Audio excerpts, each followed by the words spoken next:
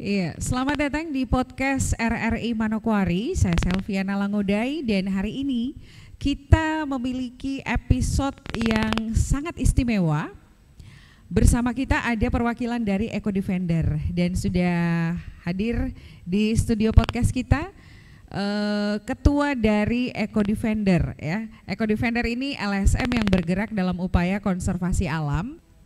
Iya, bersama kami sudah ada Ketua Eco Defender. Kita langsung berkenalan. Topik pembahasan kita pada podcast kali ini atau jumpa kita di hari ini, kita akan sedikit berkenalan dengan Eco Defender dan juga konservasi alam. Eco Defender dan konservasi alam. Langsung saja kita sapa Ketua Eco Defender. Selamat datang di studio podcast kami, Bung Fajar ya, Bung Fajar. Ada pepatah yang mengatakan bahwa tak kenal maka tak sayang. Oke, sedikit perkenalan dong di awal sebelum kita obrolin lebih lanjut soal Eco Defender dan juga konservasi alam yang jadi konsentrasi prioritas program kerjanya Eco Defender gitu ya. Oke, halo, perkenalkan nama saya Laode Muhammad Zidan Fajar. Saya kerap dipanggil Fajar. Saya merupakan Ketua Eco Defender Manokwari. Oke, Bung Fajar, saya nyapanya Bung Fajar enak ya, biar lebih lebih familiar gitu, iya, lebih akrab gitu ya. Oke, Bung Fajar, sebenarnya apa sih Eco Defender itu? Kemudian Eco Defender ini konsentrasinya lebih kemana nih? Konsentrasi kerjanya atau perhatian segala macam pusat perhatiannya itu stressingnya lebih ke mana? Karena kan kita tahu bersama bahwa ada banyak organisasi, ada banyak lembaga swadaya masyarakat dengan passion kerjanya mereka. Nah, ini gimana dengan teman-teman yang ada di Eco Defender? Oke, sebelumnya kalau teman-teman tahu Yayasan Econusa Foundation ini memang targetnya untuk wilayah Indonesia Timur dalam proses konservasi alam, dan kami Eco Defender sendiri merupakan basis anak mudanya. Kami berada di bawah naungan Econusa Foundation. Jadi beberapa kegiatan yang Econusa Foundation lakukan itu kami mengikutinya, kemudian kita terjaring dalam sebuah komunitas yang bernama Eco Defender Manokwari ini. Jadi memang Econusa Foundation ini memang khususnya untuk di wilayah Indonesia Timur.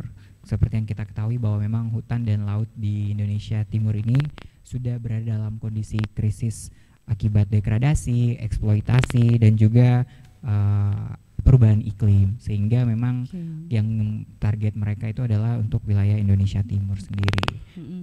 Iya, boleh dong kita juga tahu apa visi dan juga misi dari Eco Defender ini sendiri, tentunya dalam upaya konservasi lingkungan. Oke, kalau kami Eco Defender sendiri ini merupakan partisipasi anak muda untuk mempromosikan nilai-nilai ekologis, budaya, serta pembangunan berkelanjutan. Jadi selain hutan dan laut, kami juga berperan dalam pembangunan berkelanjutan, menyelamatkan hutan-hutan adat, dan juga beberapa kegiatan-kegiatan lain yang memang fokusnya untuk konservasi alam. Oke, itu visi misinya gitu ya. Ya. Nah, tentunya ada program-program prioritas atau program utama yang dijalankan oleh teman-teman dari Eco Defender ini sendiri untuk mencapai konservasi lingkungan. Ini seperti apa? Kalau program-program kami itu, kalau program tahunan itu ada Kemah Pemuda Manokwari dan juga ada Aksi Muda Jaga Iklim. Kalau di tahun 2021 itu kami ada Ilmuwan Muda Papua. Kemudian kalau angkatannya saya tahun 2019 itu ada School of Eco Diplomasi. Jadi memang beberapa program kerja itu yang dilakukan untuk menjaring beberapa anak muda yang ada di Manokwari khususnya. Kalau untuk kami di Eco Defender sendiri, memang karena concernnya kita di hutan dan laut, jadi beberapa kegiatan yang kita lakukan itu berhubungan dengan hutan dan laut. Seperti salah satu yang kemarin kita berlakukan konservasi laut di Pulau Nusmapi. Kemudian rencananya kita akan buat kegiatan lagi yang berhubungan dengan hutan ini. Kira-kira mungkin ada beberapa solusi dari teman-teman yang bisa kita lakukan, dan kalau mau bergabung boleh banget. Oke. Nah, ini kan kalau kita lihat konsentrasi kerjanya itu konservasi ya, konservasi alam. Tadi juga sudah disampaikan kepada kita bahwa ada proyek-proyek prioritas gitu ya, ada program-program kerja yang merupakan program prioritas. Di antara program prioritas ini tentunya ada proyek yang spesifik gitu ya. Nah, sejauh ini satu proyek spesifik yang paling berhasil dan berdampak besar yang sudah dilakukan oleh teman-teman dari Eco Defender ini apa nih Bung Fajar? Oke, karena kita baru mulainya di tahun 2022 dan memang 2022 ini kita mulai mencanangkan soal SASI. Jadi sejauh ini yang baru berhasil kami lakukan baru proyek SASI. Ini yang event besar. Oke, SASI yang dilakukan di Pulau Lemon ya? Di Pulau Lemon, ya. Kalau beberapa kegiatan yang lain itu kita lakukan, tapi skalanya tidak sebesar SASI ini. SASI laut itu ya. Oke. Dalam melaksanakan atau menjalankan pilot project, katakanlah seperti itu dari Eco Defender, apakah ada kerjasama yang dilakukan dengan stakeholder misalnya, atau mungkin rekan-rekan LSM, atau juga bahkan melibatkan pemerintah dari OPD terkait? Kalau untuk stakeholder, kami kalau mau buat kegiatan kami selalu pasti untuk ajak kolaborasi dengan beberapa komunitas yang ada di Manokwari khususnya. Terus kalau soal UPT dan dinas-dinas terkait juga kami menyurat gitu. Jadi ya syukurnya itu kami diberikan jalan, diberikan akses. Jadi memudahkan kami untuk melakukan proyek-proyek kami. Iya, so far responnya gimana nih? Kalau dari respon beberapa komunitas di Manokwari baik. Kalau dari UPT dan dinas juga ada beberapa yang memang responnya baik, dan ada beberapa yang mungkin karena kegiatan atau kerjanya mereka juga masih belum terselesaikan ya, jadi memang belum bisa respon ke kegiatan kami. Oke. Tantangan terbesar yang dihadapi oleh Eco Defender dalam menjalankan program, khususnya program konservasi lingkungan ini? Kalau tantangan kita lebih ke sumber daya manusia. Karena memang kami di Eco Defender Manokwari untuk saat ini SDM kita masih sangat terbatas. Bahkan waktu pembukaan SASI kemarin saja kami yang panitianya hanya sekitar 8 sampai 9. Itu pun di luar dari apa yang sudah kita rencanakan. Awalnya harusnya 30, tapi yang kita sampai di hari H itu hanya 10, tidak sampai 10 juga sih, 9-8 lah. Jadi memang tantangan kami di Eco Defender ini adalah SDM. Oke. Jadi saya kayak kurang agak prihatin karena masih banyak anak muda ternyata di Manokwari yang memang belum aware dengan lingkungan. Ya. Oke, dengan adanya tantangan ini tentunya ada effort dong yang dibuat oleh teman-teman Eco Defender untuk bagaimana bisa menarik perhatian khususnya teman-teman angkatan muda nih, anak-anak muda yang ada di Manokwari untuk aware dengan konservasi alam, untuk peduli dengan lingkungan lah, katakan seperti itu. Ini effortnya seperti apa? Apakah ada beberapa langkah-langkah preventif yang dilakukan oleh teman-teman dari Eco Defender sendiri? Silahkan. Oke, kalau dari kami di Eco Defender sendiri itu untuk masuk ke kami Eco Defender itu melalui 3 jalur.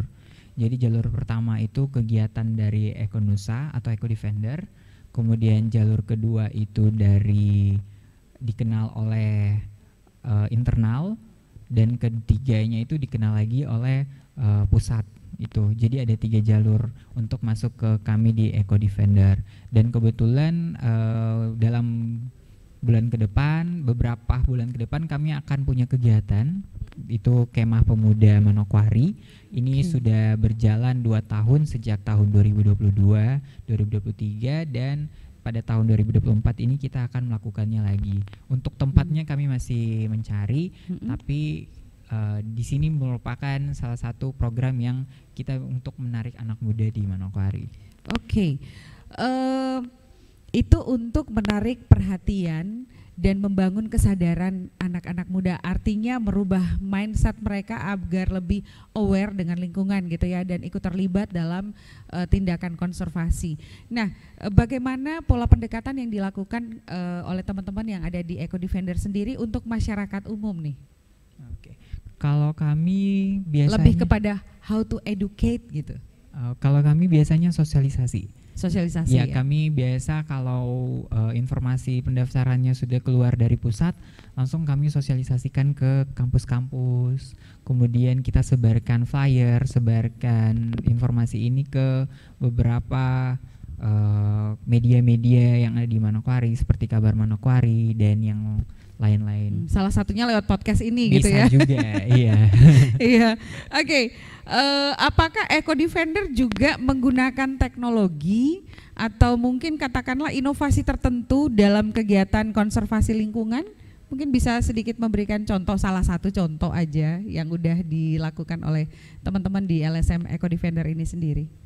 Teknologi, kalau kami sejauh ini teknologinya belum sih, kayaknya belum ada.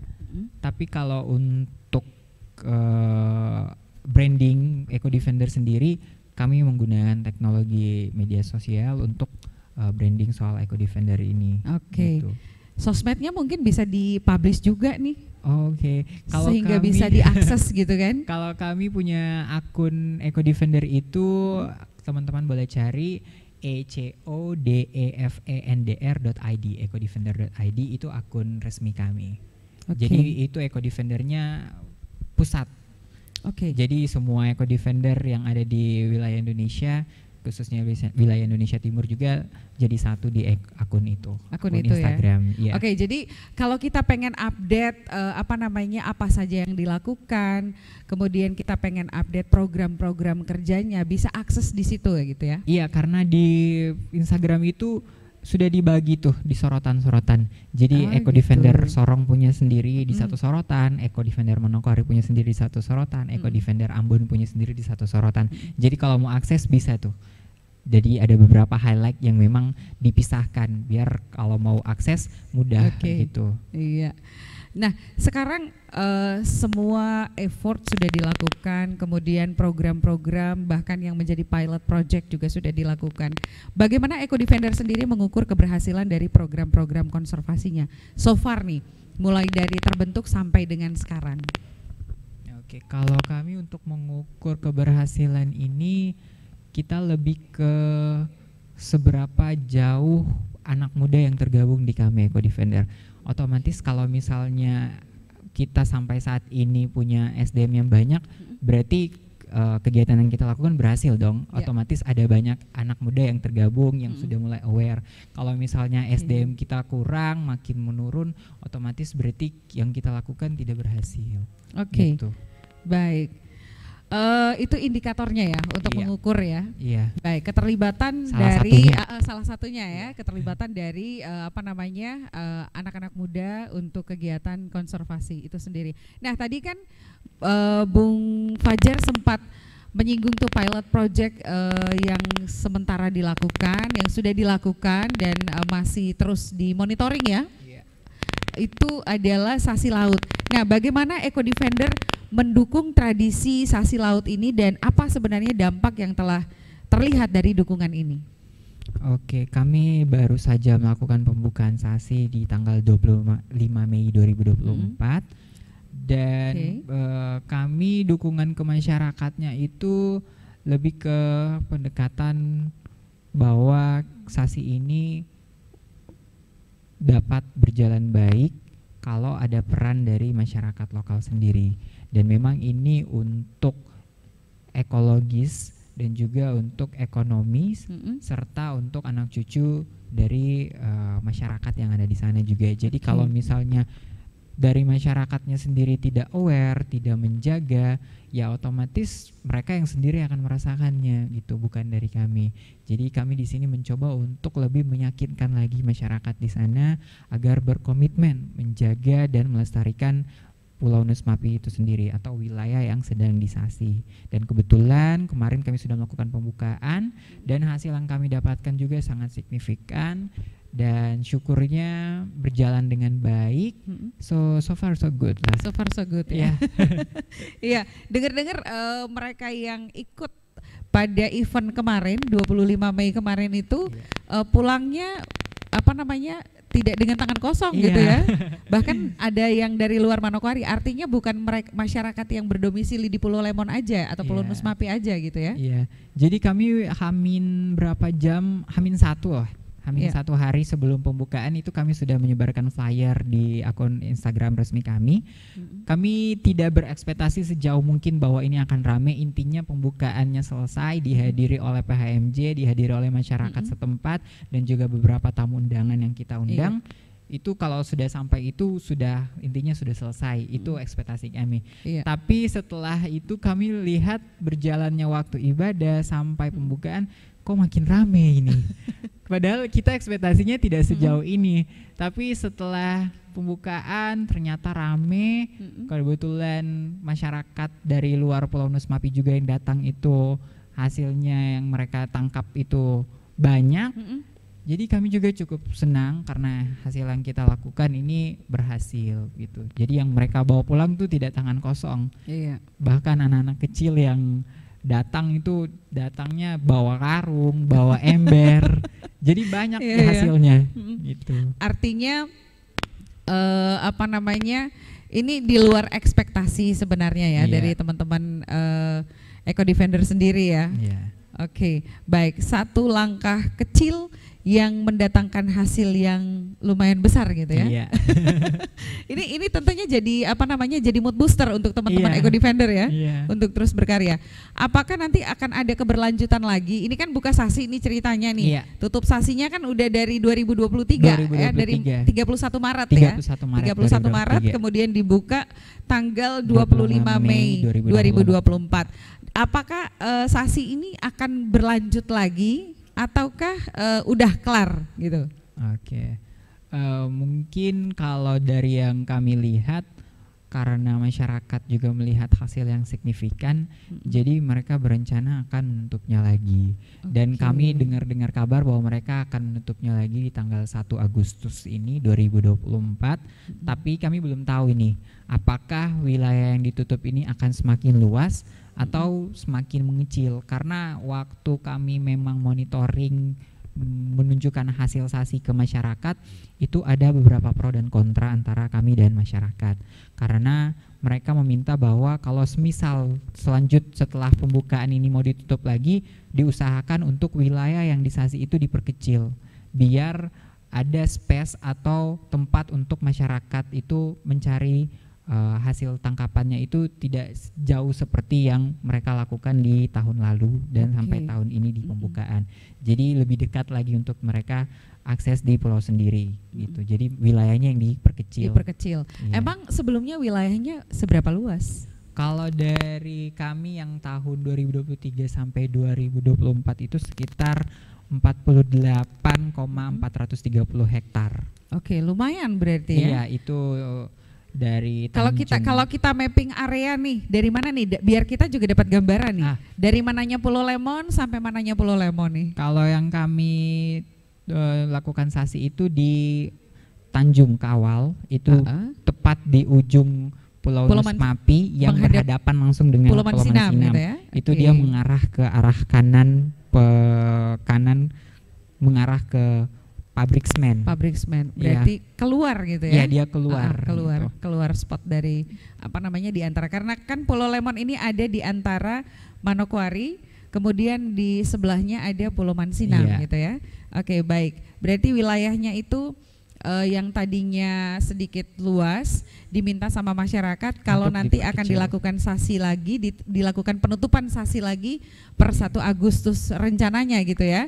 Itu diperkecil sehingga masyarakat yang tadinya mencari sampai ke daerah Oransbari, mereka tidak harus pergi jauh gitu ya. Lebih dekat mereka akses. Karena kami dengar informasi bahwa karena kalau yang ke Oransbari mungkin dominannya lebih ke bapak-bapak ya.